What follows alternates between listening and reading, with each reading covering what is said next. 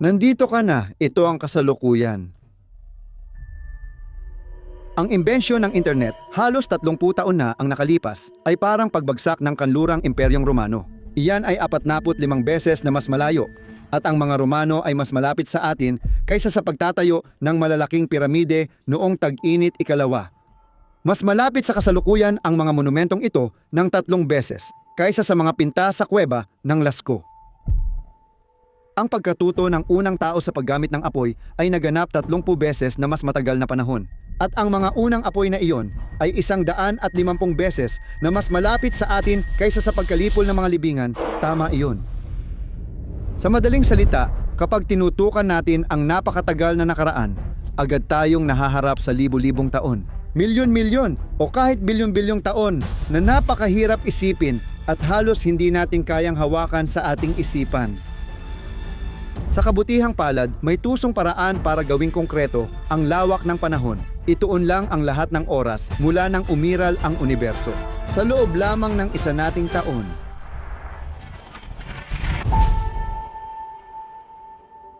Sa pamamagitan ng pagsiksik ng 13.8 bilyong taon ng kasaysayan ng ating universo, hanggang sa magkasya ito sa loob lamang ng isa nating taon. Makakakuha tayo ng kalendaryo kung saan bawat buwan ay may 1.15 bilyong taon. Bawat araw ay 37.8 milyong taon. Bawat oras ay 1.6 na milyong taon. Bawat minuto ay 26 na milenyo. At bawat segundo ay 438 taon. Mula noon, nagiging posible gamit ang kosmikong kalendaryong ito na nagsisimula sa unang araw ng taon sa pagsilang ng universo at nagtatapos sa Disyembre 31 sa gabi, sa hating gabi.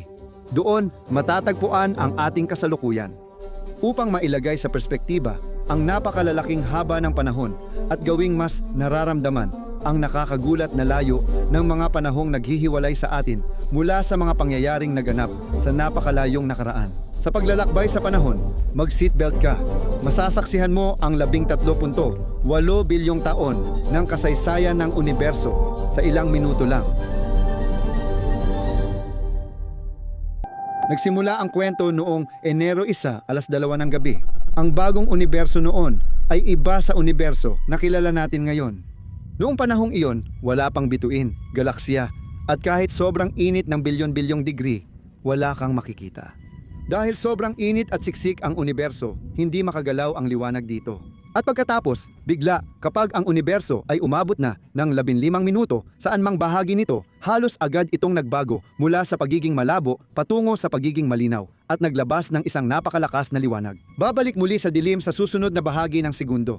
Sa unibersong ito na walang bituin, maghahari ang dilim ng halos 1 linggo.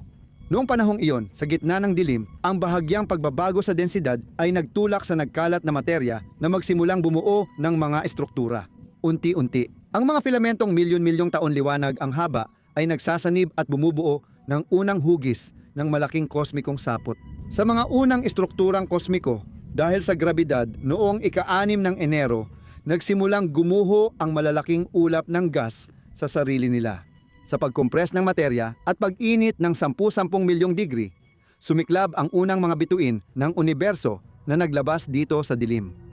Ang mga bituin na ito ay napakalalaki kaya mabilis maubos at nabubuhay lang ng ilang oras. Pinakamataas bago sila mamatay sa malalaking pagsabog ng materya at radyasyon. Patuloy ang paglipas ng napakahabang panahon. 100 milyong taon sa realidad na halos 3 araw lang sa ating kalendaryo. Sa pinakamakakapal na bahagi ng cosmic filament, nagsisimula ng mabuo ang unang galaksya ng universo. Wala pang espiral na braso, lahat ay irregular ang hugis at magulo. Pagkalipas ng 2 linggo, nabubuo na ang malaking pagtitipon ng materya na sapat ang gas at alikabok para magsindi ng 100 bilyong bituin. Sa paglikha ng isang embryo na may lawak na 100,000 taon liwanag, tulad ng bilyon-bilyon pang iba na umiiral na sa buong universo. Ngunit ang isang ito ay may kakaibang katangian. Ito ay magiging ating kalawakan, ang daang gatas, at patuloy na lumilipas ang panahon sa buong buwan ng Pebrero. Sa buong universo, patuloy na ipinapanganak ang mga bagong kalawakan at sumasabay sa agos, sa isang kakaibang kosmikong sayaw na hindi na talaga tumigil mula noon. Sa mga darating na linggo, habang hinihila nila ang isa't isa, magtitipon sila at bubuo ng kumpol ng kalawakan. Malalaking estruktura na may libu-libong kalawakan. Sa loob, naglalaban ang mga kalawakan gamit ang grabidad, nagkakadikit, nagbabanggaan, at minsan ay naguumpugan sa milyon-milyong kilometro bawat oras. Ang atin, na patuloy sumisipsip ng mas maliliit na kalawakan, ay nasa gitna pa rin ng paglago matapos makulong sa isa sa malalaking pagtitipon. Sa loob ng malalaking ulap ng gas, mabilis na nagsisimula ang pagbuo ng mga bituin. Habang regular itong sumisindi sa gitna at sa loob ng ilang oras sa kalendaryo, isang kwasar. Ang mga supermassive na itim na butas sa gitna ng halos lahat ng galaksya ay regular na lumalamon ng maraming gas at minsan pati mga bituin sa mga magulong linggong ito. Nagbubunga ito ng kakaibang laro ng materya na sila lang kayang likhain. Mas maliwanag kaysa sa bilyon-bilyong bituin ng kanilang mga galaksya. Makalipas ang halos isang buwan, nagsisimula ng maging matatag ang sobrang aktibong sentro ng galaksya at ang ilan ay nagkakaroon ng organisadong anyo. Dalawang pangunahing pamilya ng galaksya ang nabuo sa mga nagdaang banggaan. Ang mga elliptical, mas matanda at mabigat kung saan humihinto na ang pagbuo ng bituin. At ang mga spiral tulad ng daang magatas na halos hindi naapektuhan ng malalaking banggaan. At patuloy na umuunlad ang universo. Ang bilyon-bilyong taon, sa realidad, ay dumadaloy ayon sa sukat ng kosmikong kalendaryo. Dalawang karagdagang buwan pa ang kakailanganin para sa ating kalawakan upang ang mga umiikot na ulap ng gas na nagsasalubungan at nagkaka-impluensyahan ay tuluyang magkaroon ng hugis na parang disk na may mga spiral na braso. Sa masaganang mga rehiyong ito na pabrika ng bituin, sumisindi ang bilyon-bilyong bagong bituin na nadaragdag sa mas marami pang mga bituin na bumubuo na sa ating Milky Way at wala ni isa sa mga ito ang ating araw. Napakahabang panahon ang lilipas sa totoong buhay. 3 buwan at kalahati sa kalendaryo, saan mang bahagi ng universo may mga bituin na ipinapanganak, nabubuhay at namamatay. May mga nebula na napupunit at ang interstellar na ulap ng gas ay gumuho. Noong Agosto, 31 sa pangalawang spiral na braso ng isang kalawakan na tulad ng iba pa, ngunit pinakakapansin-pansin dahil ito ang atin. Isang napakalaking ulap ng molekular na gas at alikabok na may ilang taon liwanag ang diametro ay nagsimulang kumontrata dahil sa sariling bigat. Nangyari na ito ng bilyon-bilyong beses at mangyayari pa ulit, ngunit ang ulap na ito ay may kakaibang katangian dahil ito ang magpapasindi sa ating araw. Habang bumabagsak ito, ang mga patong ng gas ay umiikot at dahil sa grabidad at pag-ikot, sa loob ng ilang oras o 5 milyong taon, isang bahagi ng ulap ng gas at alikabok ang kumakalat. At nagkakaroon ito ng anyo ng isang magulong disk kung saan sa loob ng ilang minuto sa kalendaryo o ilang libong taon. Sa totoong buhay, nabubuo sa mga banggaan ang mga blok na ilang kilometro ang laki. Sila ang simula ng mga darating na mundo. Habang ang karamihan ng materya ay bumabagsak at naiipon sa gitna, kung saan isang karaniwang bituin ang nagsisimulang magliwanag. Sa kabuuan, mahigit isang araw lang sa kalendaryo ang kailangan para mapunta ang 99 tuldok, 100% ng materya mula sa orihinal na ulap sa bituin. Noong madaling araw ng Setyembre, isa nangingibabaw sa sistemang may kanyang pangalan ang hari. Araw kung saan umiikot sa mga landas na hindi pa matatag at hindi pa lubusang nalilinis ang mga planeta na nasa yugto pa ng paglaki. Pagkaraan ng ilang dosenang oras, tumatag ang sistema. Isa sa bagong silang na batong mundo ay magiging ating planeta sa lalong madaling panahon. Itigil muna natin ang ideyang ito. Nang lumitaw ang daigdig, 2/3 ng edad ng universo ang lumipas na at ang mahal nating asul na planeta ay isang pulang mundo noon. Isang naglalagablab na impyerno, balot ng tunaw na bato at palaging binabayo ng meteorite. Ang mga banggaan ay nagpayaman sa daigdig ng mabibigat na metal na lumubog sa gitna ng planeta at bumuo ng metalikong ubod na makina ng magnetic field na nagpoprotekta sa atin mula sa radyasyon ng araw.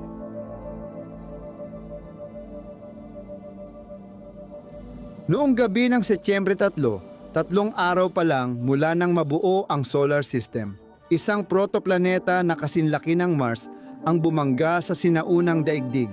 Dahil sa lakas, libo-libong kubiko ng bato at metal ang sumingaw at tumalsik, na bumuo ng malawak na singsing ng naglalagablab na debris na sa ilang minuto lang ay nagsama-sama at naging buwan. Noon, ang ibabaw ng daigdig at bagong silang na buwan ay natatakpan ng malawak na karagatang kumukulong magma na umaabot sa 100 kilometro ang lalim. At dahil sa init na naipon mula sa tindi ng banggaan, mananatili ito ng halos 3 araw.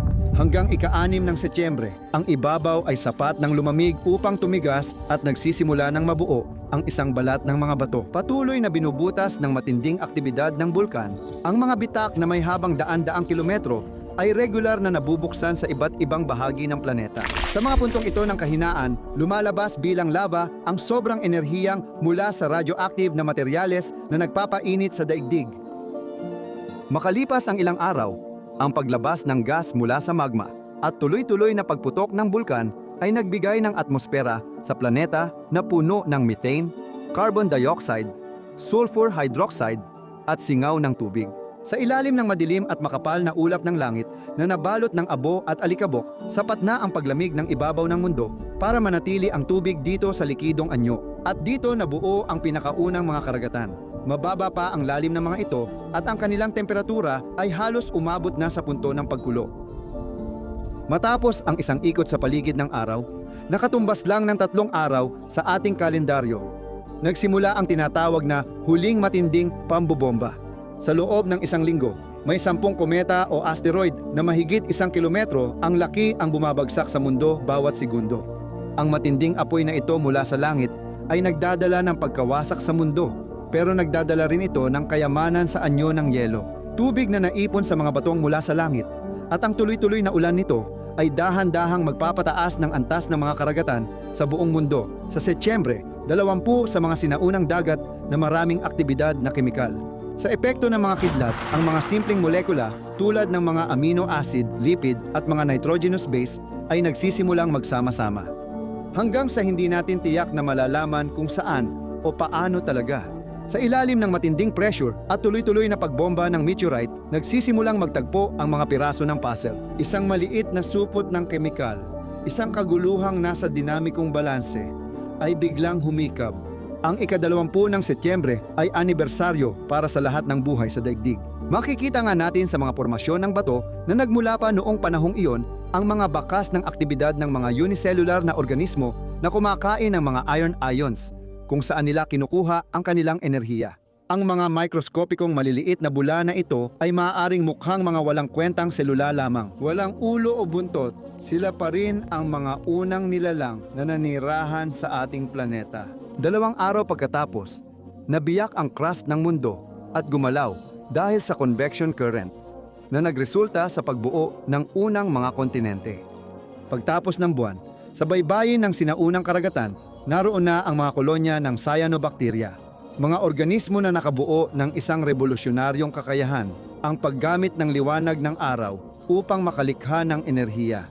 Tinatawag itong photosynthesis, at ang ilan sa mga maliliit na selulang ito ay naglalabas pa nga ng oxygen, isang molekula na halos wala noon sa planetang daigdig. Patuloy siyang umiikot sa paligid ng kanyang bituin, na gumagalaw din sa kalawakan. Ginagawa niya ang isang buong ikot sa paligid ng sentro ng Milky Way. Sa halos 1 linggo, katatapos lang ng araw, sa ika-5 ikot at 2 buong ikot sa paligid ng sentro ng Milky Way. Pagsapit ng kalagitnaan ng Oktubre, nagsimula ng makaapekto sa buong planeta ang oksiheno mula sa potosintetikong aktibidad ng mga mikroorganismo. Sa pagsanib nito sa natunaw na bakal sa karagatan, pinapabagsak ito ng oksiheno at sa loob ng 2 linggo, tuloy-tuloy ang pagkalawang ng mga karagatan. Mula sa mapusyaw na berdeng kulay ng kapaligirang mayaman sa bakal at nagbabawas, nagiging pula at kahel ito.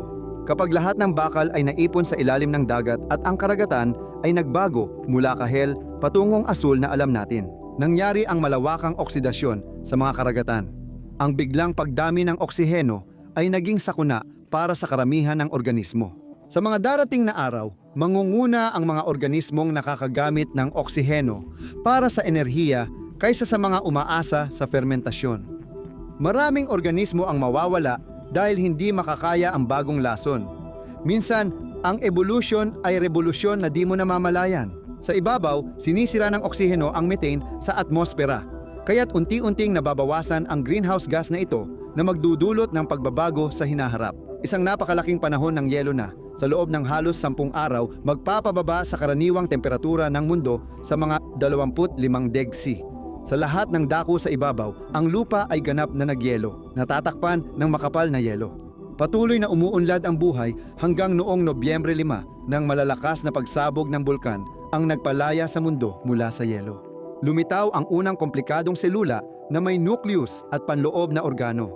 Ang mas sopistikadong selula na tinatawag na eukaryotes ang ninuno ng lahat ng komplikadong buhay. Mula sa kanila nagmula ang lahat ng kabuti, lahat ng halaman at lahat ng hayop. Isang karagdagang araw ang lumipas. Halos 40 milyong taon sa totoong buhay at sa mga karagatang puno ng mikroskopikong buhay. Makikita na natin ngayon ang mga nilalang na lampas pa sa nakikita ng hubad na mata. Bago ang ika-6 ng Nobyembre, halos lahat ng mga nabubuhay na nilalang ay mga bakterya na hindi nakikita ng hubad na mata at hinahayaan lang na tangayin ng agos o magsama-sama sa mga kolonya.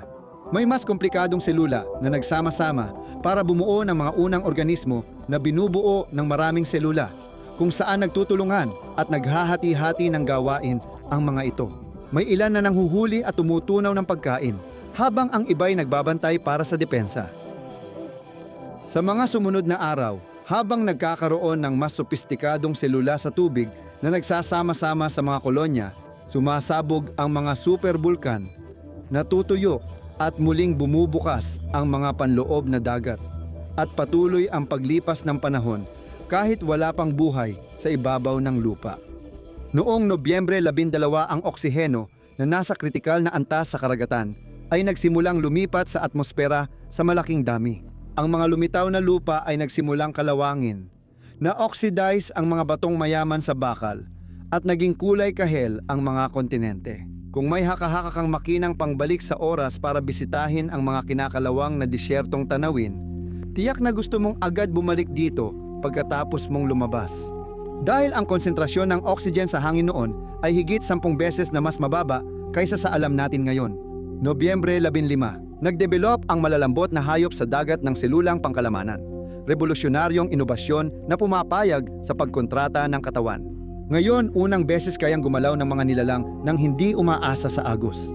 Dati, wala pa ang mga organismong ito.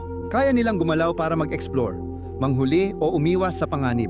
Noon, lahat ng hayop ay kumakain sa pagsala ng nutriente sa tubig.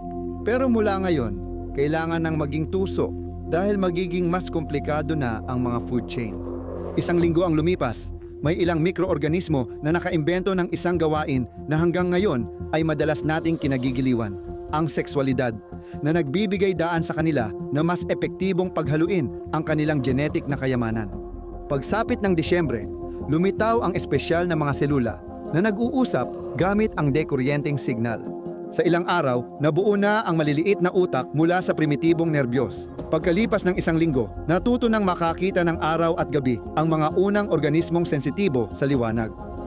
Hindi pa nila kayang makakita ng hugis, kaya liwanag lang ang napapansin nila sa simula. Ilang araw pa bago tunay na mga matay makakita sa daigdig. Dahan-dahang tumataas ang antas ng oxygen sa hangin at sa loob ng 10 araw, maraming ekosistema ang nabubuo at namamatay. Hinuhugasan ng hangin ang mga tuktok ng bundok. May mga bulubundukin na umaangat at ang iba ay naglalaho dahil sa panahon at pagguho. Mga ilog na humahati at humuhubog sa mga anyong lupa.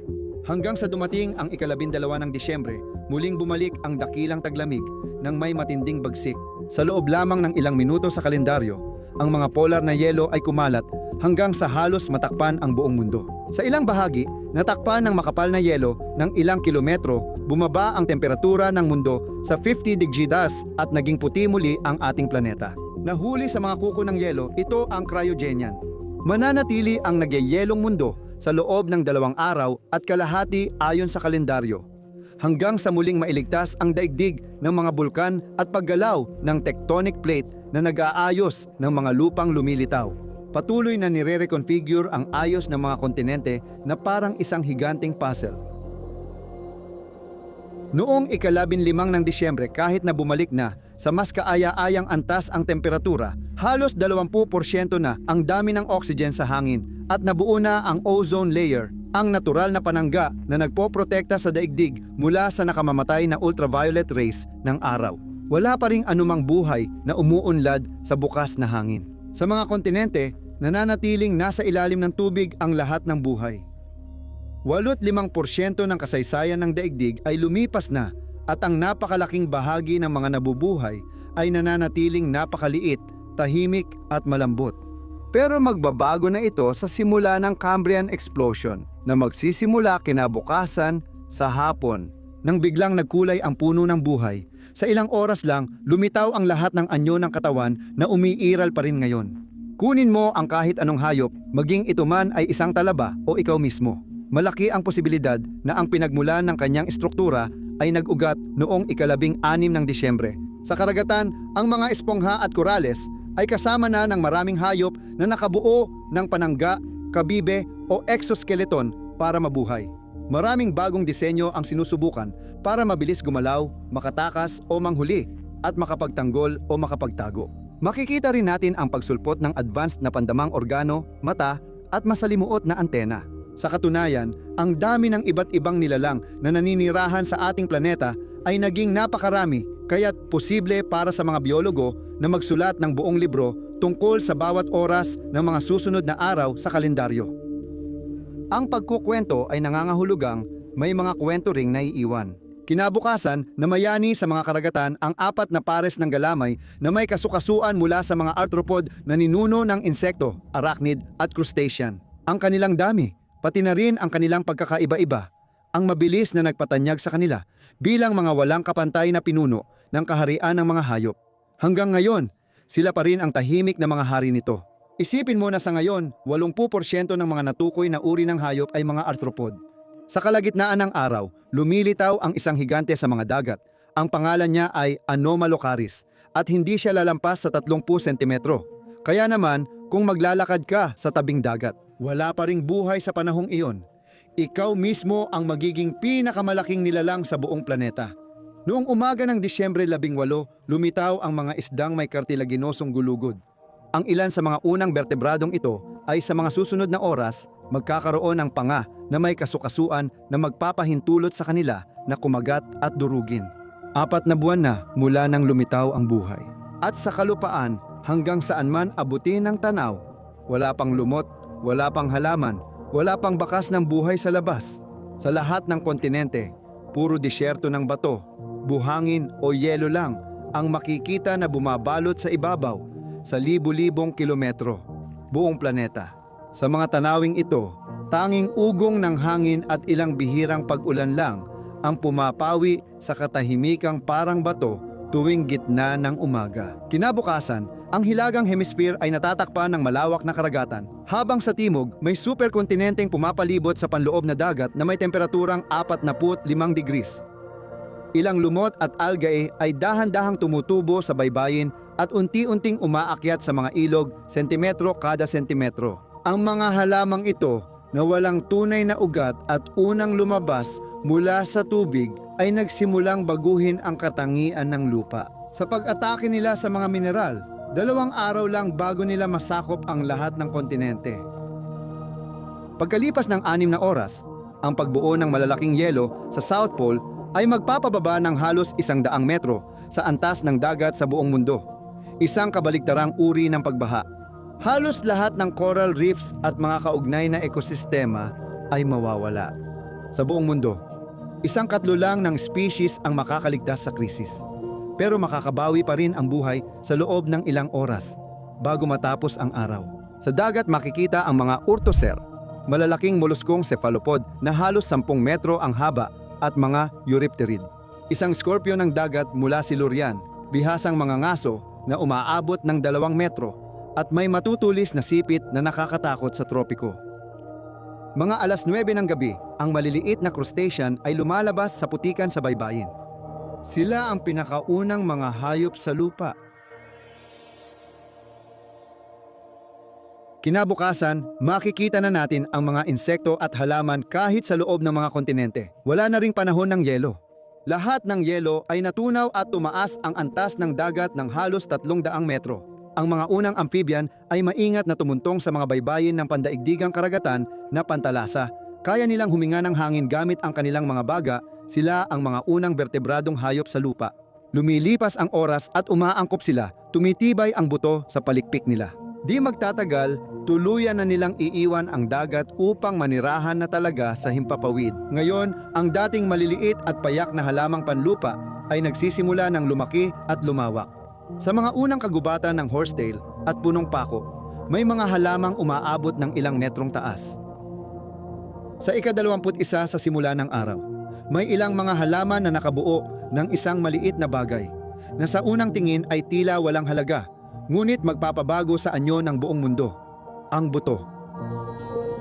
Sa pagbuo ng mga kapsula ng kaligtasan na ito na naglalaman ng pagkain para sa binhing halaman at maaaring manatiling natutulog ng maraming taon habang naghihintay ng tamang kondisyon bago tumubo. Ang mga unang halamang may buto ay kakalat at uunlad sa mga lugar na may matindi at mapanganib na klima, kung saan hindi kayang mabuhay ng mga pako. Kapag natatapos na ang araw, ang mga halaman na may matitibay na ugat ay sinakop ang lupa at binabago na nila ang klima dahil sa epekto nila sa pagguguho ng lupa.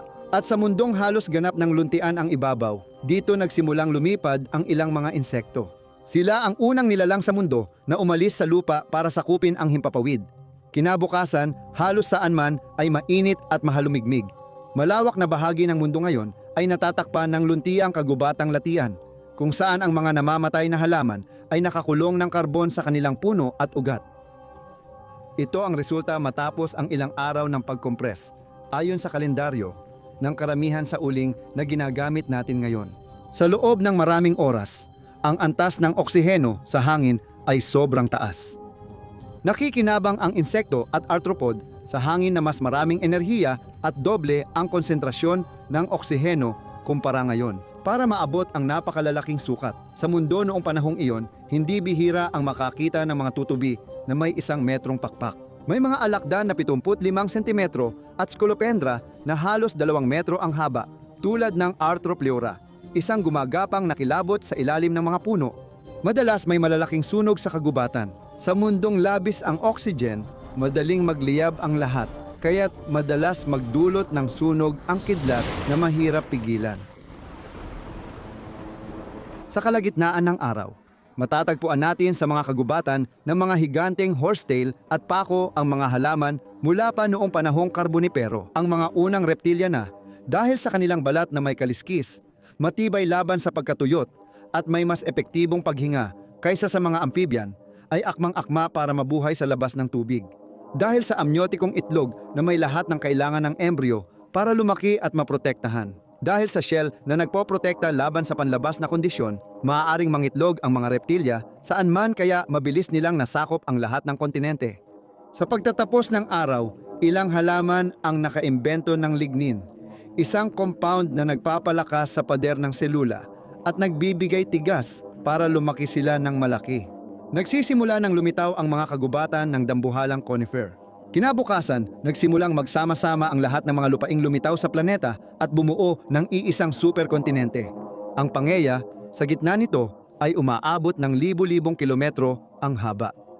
Isang napakalaking hanay ng mga bundok, ang hanay ng Hercynian, na ang mga tuktok ay kasing taas ng pinakamataas na bundok sa Himalaya. Ang mga matatarik na anyong lupa ay malaki ang epekto sa klima. Sa hapon, sa loob ng kalupaan sa timog ng hanay ng Hercynian, napakainit at napakatuyo na tanging malalawak na rehiyong disyerto na lang ang natitira sa libu-libong kilometro. Samantalang, ang mga basang kagubatan na may katamtamang klima ay naitaboy na sa mga dulo ng planeta malapit sa Arctic Circle. Noong ika-24 ng Disyembre, sa simula ng hapon, nagsimula ang mga pagsabog ng bulkan na may pambihirang lakas sa rehiyong magiging Siberia balang araw. Patuloy na dumadaloy ang lava sa ibabaw ng crust ng mundo hanggang matakpan nito ang lugar na kasing laki ng Europa, na may kapal na halos 2 kilometro, puno ng alikabok at abo sa hangin, dumidilim ang langit sa buong planeta, habang ang sulfur dioxide na ibinubuga ng mga bulkan ay natutunaw sa tubig ulan at ang mga ulap ay umiiyak ng patak ng sulfuric acid na kulang sa oxygen. Ang mga karagatan ay nasasakal ng mga lumot. Habang ang antas ng carbon monoxide, dalawa na sobra-sobra, ay nagpapataas ng karaniwang temperatura sa ibabaw ng mundo hanggang umabot sa 40 degrees. Ang buong Pangaea ay naging napakalaking tuyot at naglalagablab na kontinente.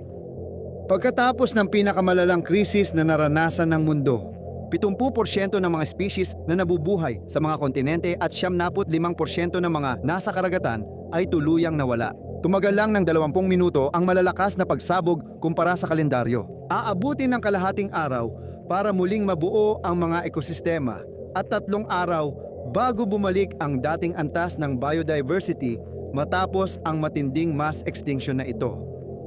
Unang lumitaw ang mga dinosaur sa araw ng Pasko at malapit nang mangibabaw ang kanilang lahi sa mundo.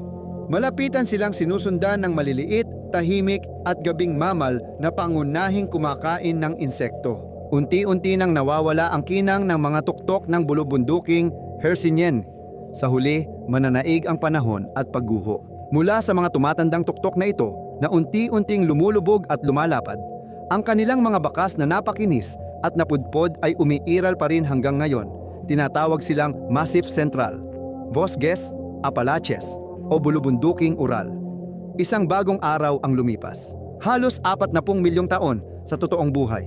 Pagsapit ng gabi ng Disyembre, 26 nagsimulang magwatak-watak ang lahat ng lupain sa planeta. Ayon sa mga linya ng lakas at kahinaan ng mundo, ang mga pagkaputol na ito ang dahilan kung bakit magkahiwalay ang mga kontinenteng kilala natin ngayon. Samantala, ang India ay nagsisimula ng umakyat pahilaga. Aabutin siya ng 3 araw para tawirin ang karagatan bago bumangga sa Eurasia. Noong Disyembre 27, napalitan ng malalago at tropikal na kagubatan ang tuyong disyerto noong huling Triassic. Pumasok na tayo sa mundo ng Jurasiko. Malaking bahagi ng magiging kanlurang Europa ay binubuo ng maraming isla, napapalibutan ng mababaw na tropikal na dagat na puno ng coral reef. Malamang ay ayaw mong maligo sa mainit na tubig ng postcard-worthy na tanawing ito. Dahil sa ilalim ng tubig, may mabilis na mandaragit tulad ng ichthyosauro at plesiosauro na umaabot ng halos 10 metrong haba. Pagdating naman sa kalangitan, ito ang teritoryo ng mga pterosauro, mga lumilipad na reptilya, na sa hapon ng Disyembre 27, sasamahan ng maliliit na balahibong dinosaur na kayang magpalutang. Ilang oras lang, heto na sila at lumilipad na. Ito ang simula ng mga unang ibon sa Jurassic, kung saan ang mga mamal ay sumasakop sa lahat ng ekolohikal na puwang at bihirang lumampas sa 10 sentimetro ang laki. Marami sa kanila ay sa puno o butas nakatira. Para sa kanila, mas mainam maging maliit at mamuhay ng palihim. Nagsimula ng paligsahan ng pagiging higante ang mga hari ng gubat na dinosauro pagsapit ng dapit hapon. Bandang alas 7 at alas 11 ng gabi, makikita ang mga stegosauro at allosauro. Sa malalawak na kagubatan ng conifer, naglalakad ang pinakamalalaking hayop na nabuhay sa lupa. Ang mga sauropod ay maaaring maging 20 beses na mas mabigat kaysa elepante. Kinabukasan, nananatiling hari ang mga dinosaur. Ang malaking panloob na dagat ng Hilagang Amerika ay naging panghuntingan ng mga mesosaur, dambuhalang reptilyang pandagat na kamag-anak ng butiki at ahas. Sa kalupaan, sa mga kagubatan, may mga bahid na ng kulay kung saan dati ay halos puro berde lang. Dahil sa ilang mga puno, may mga buto na ngayon na may laman sa paligid. Nagsimulang lumitaw ang unang namumulaklak na halaman, kasunod ng mga insektong tagapagdala ng pollen tulad ng bubuyog at paru-paro. Kinabukasan ng hapon, nagsimula ang isa sa pinakamainit na panahon sa kasaysayan ng mundo. Natunaw ang lahat ng yelo mula polo hanggang tuktok ng bundok at isang katlo ng mga kontinente na dati lantad ay ngayoy lubog na sa tubig. Sa tropical na latitude, karaniwang 3-6 degrees ang temperatura ng tubig, may siksik na kagubatan at malalakas na taas ng tubig hanggang rehiyong polar. Sa hilagang polo, umaabot ng 20 Celsius ang temperatura tuwing tag-init. Sa mga luntiang kagubatan na bumabalot sa halos buong planeta, nagsasama-sama ang mga conifer, pako at mga lumot kasama ang isang bagong dating, ang punong may dahon. Ang mundong puno ng buhay ay magtatagal pa ng kalahating araw, ayon sa kalendaryo hanggang madaling araw ng Disyembre 30.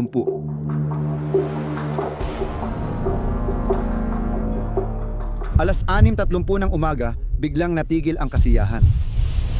Kapag isang asteroid na may sukat na mga 10 kilometro ang lapad ay bumangga sa ating planeta sa bilis na mga 65,000 km/h. Nag-iwan ito ng bunganga na 180 kilometro ang lapad at winasak ang mundo.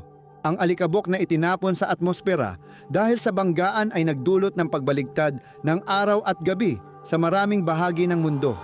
Ayon sa kalendaryo, ang langit na natakpan ng abo ay mawawala sa loob ng 10 segundo. Para sa 75% ng species noon sa mundo, dito na nagwakas ang kanilang kwento. Para sa mga hindi lumilipad na dinosaur, ito na ang wakas ng kanilang natatanging paghahari na tumagal ng 4.5 araw sa ating kalendaryo. Makalipas ang ilang oras, sumigla ulit ang mga halaman sa malalawak na kagubatan ng mga punong nalalagas ang dahon upang makatipid ng enerhiya. Natutunan ng mga punong may dahon na magpatalsik ng mga dahon tuwing taglamig na nagdudulot ng mga kulay ng taglagas.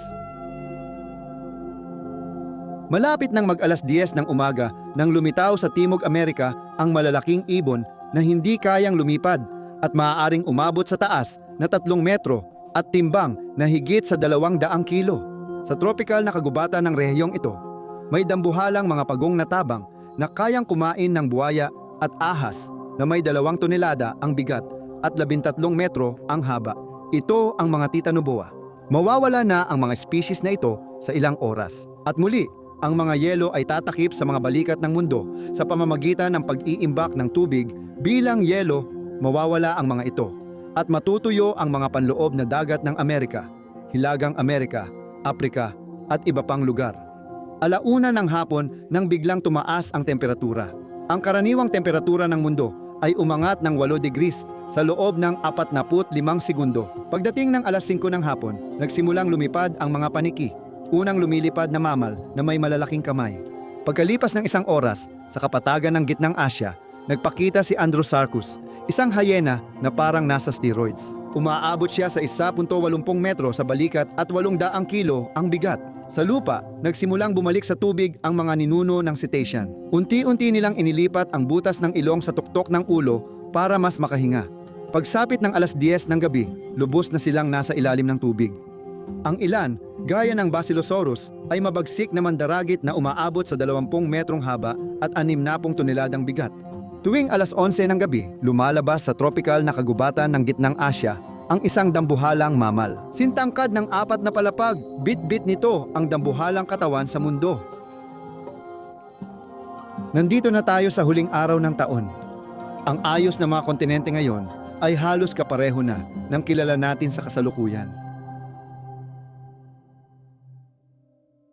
Mga alas 10 ng umaga, lumitaw sa dagat si Megalodon, isang pating na 3 beses mas malaki sa Great White. Mawawala rin siya sa isang ikot ng orasan. Dumating ang mga ninuno ng malalaking unggoy, kasama tayo, makalipas lang ng alas 2 ng hapon. Sa kamay nilang kayang humawak at matang nasa unahan, nakakakita sila ng may lalim para masukat ang distansya at ang kanilang mga utak. Habang lalo pang umuunlad, ang mga primating ito ay sasakop sa iba't ibang uri ng kagubatan. Sa ganap na 1930, nagsisimula ng makita ang mga pinakaunang hominid at mga nilalang na nakakatayo sa 2 paa, na kayang tumayo gamit ang kanilang 2 likurang paa. Malaya na nilang nagagamit ang kanilang mga kamay para humawak ng mga kagamitan. Pagsapit ng 20, 15 nagsara ang kipot ng Gibraltar dahil sa paggalaw ng mga tectonic plate. Dahil sa pagkaantala ng tubig mula karagatang Atlantiko, halos matutuyo agad ang dagat Mediterranean na mag-iiwan ng disyertong asin na mas mababa sa dagat at lalim na hanggang 2,500 metro sa ilang lugar.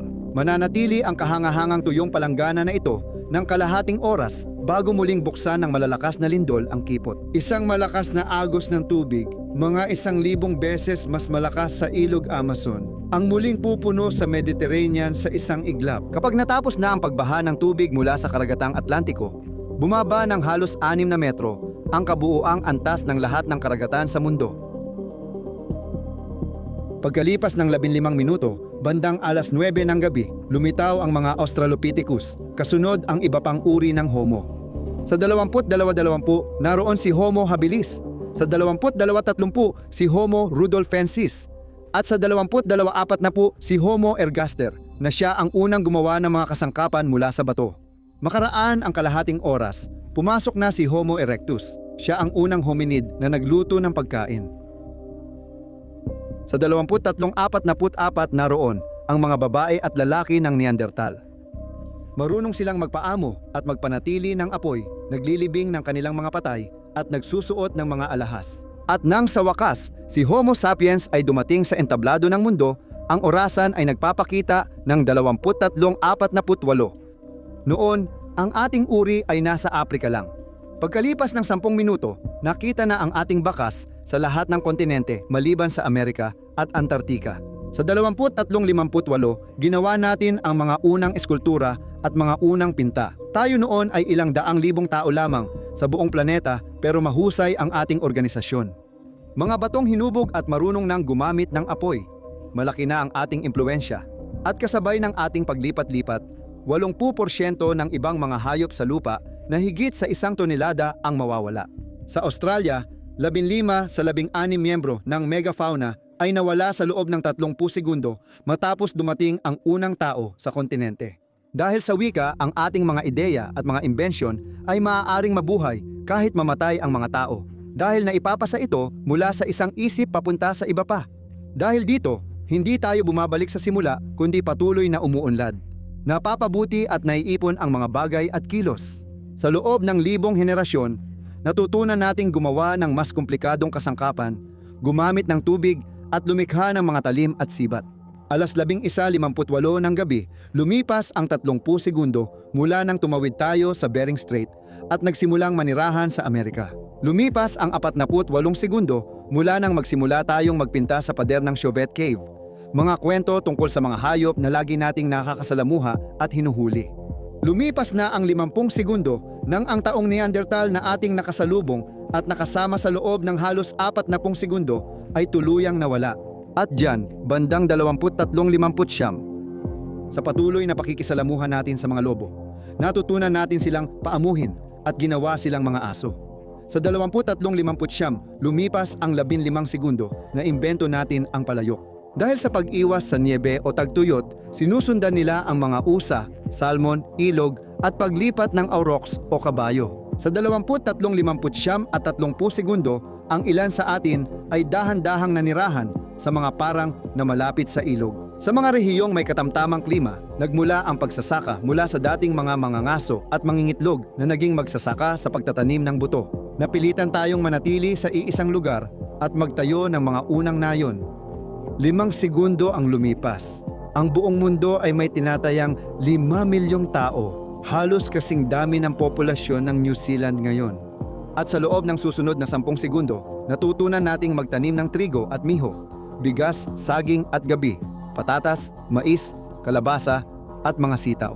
Habang dinodomestika at binabago natin ang mga halaman, ganoon din ang ginagawa natin sa mga hayop. Kambing, tupa, baka at cebu, baboy, manok at pusa ay isa-isang naamo.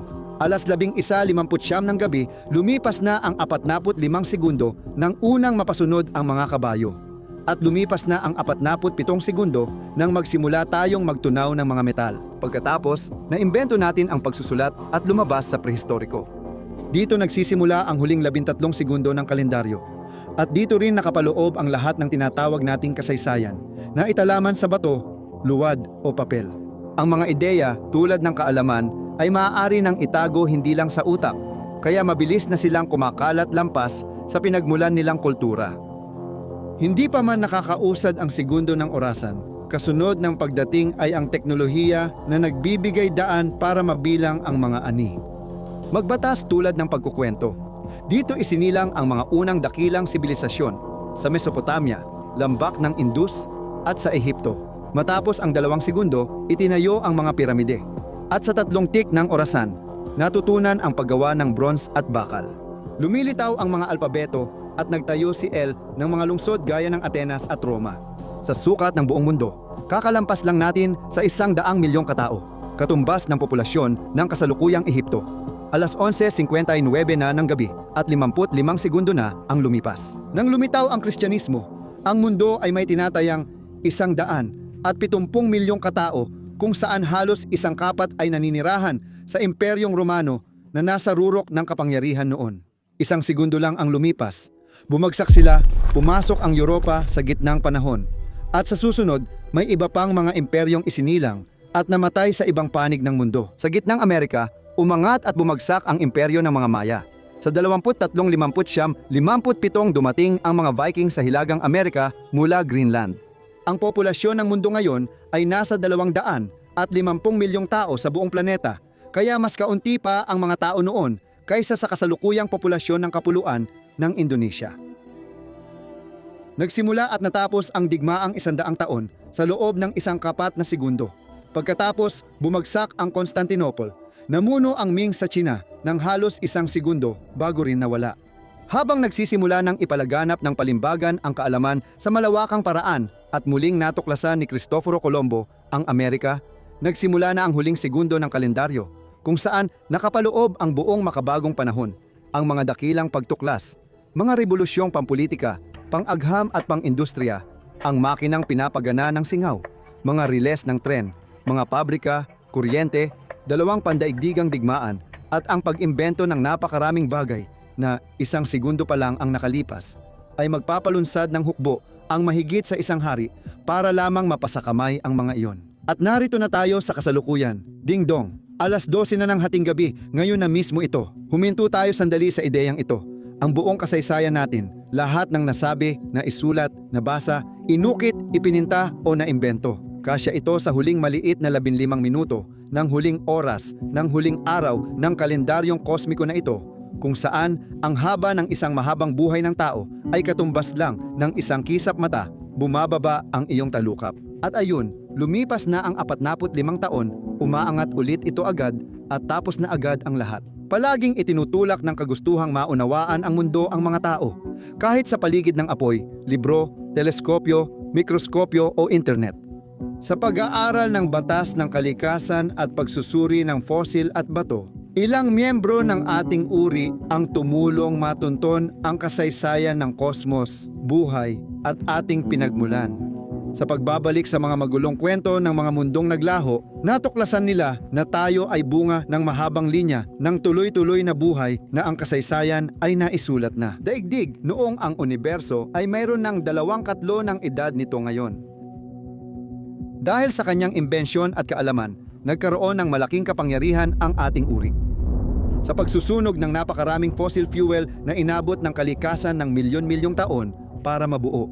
Nagtagumpay pa nga siya nang hindi sinasadya na mapataas ang temperatura ng mundo ng halos 2 degrees sa 1 segundo. Isang napakaikling panahon na ang tanging mga pangyayari na maaaring tumapat sa epekto ng ating modernong pamumuhay ay ang malalaking pagsabog ng bulkan o malalakas na pagbagsak ng asteroid. Sa kabila ng lawak ng ating kaalaman, hindi natin mahulaan ang ating mga kilos at ang naghihintay sa malapit na hinaharap. Walang sino man ang makapagsasabi nito, ngunit anuman ang sagot, isang bagay ang tiyak, magpapatuloy ang kasaysayan ng daigdig. Ang kaalaman natin sa batas ng kalikasan ay tumutulong mahulaan ang hinaharap nito sa mahabang panahon. Ito ang alam natin tungkol dito.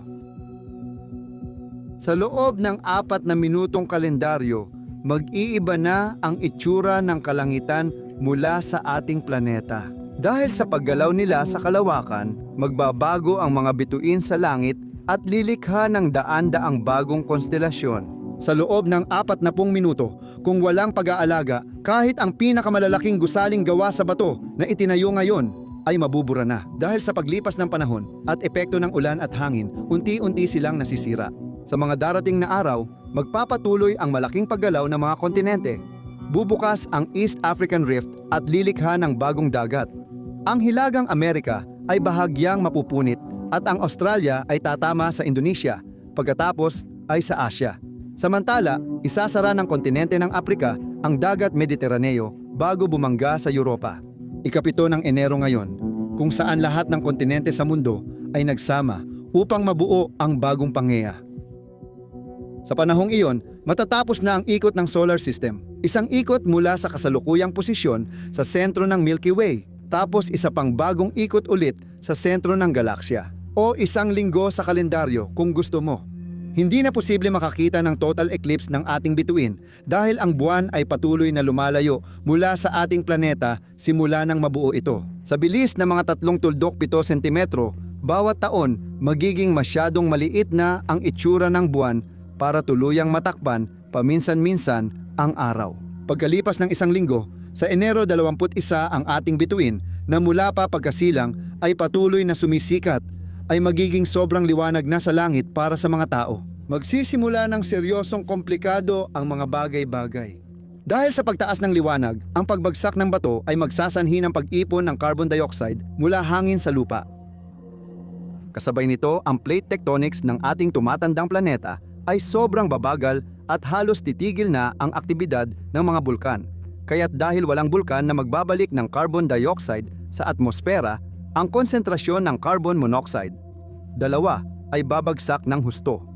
Hanggang sa, para sa halos lahat ng mga halaman, maging imposibleng maisagawa ang photosynthesis sa mga susunod na araw. Dahil sa patuloy na pagkaubos ng carbon monoxide, dalawa sa atmosfera, unti-unting nawawala ang mga halaman at kasabay nila ang mga hayop na umaasa rin dito ng hindi direkta para mabuhay. Kakapasok pa lang natin ng Pebrero. Kapag nawala ang mga halaman, bumababa ang oxygen sa atmosfera at nawawala ang ozone layer na nagiging sanhi ng pagkalipol ng komplikadong buhay sa mundo. Kasabay nito, patuloy na tumataas ang liwanag ng araw at sa loob ng 2 linggo, lumalagpas ito sa 10% na antas. Ngayon, ang karaniwang temperatura sa ibabaw ng mundo ay nasa 50 degsi na at nagsisimula ng sumingaw ang mga karagatan. Unti-unting ginagawang isang tunay na sauna ang ating mundo. Kakaunti na lang ang unicellular na nabubuhay sa ganitong impyerno. Noong Marso, tumigil ang paggalaw ng core ng daigdig. Lumamig ito at naging solid, kaya nawala ang magnetic field na panangga natin. At ang mga natitirang posibleng anyo ng buhay ay nalalantad sa nakamamatay na pambobomba ng mga high energy na particle mula sa ating araw.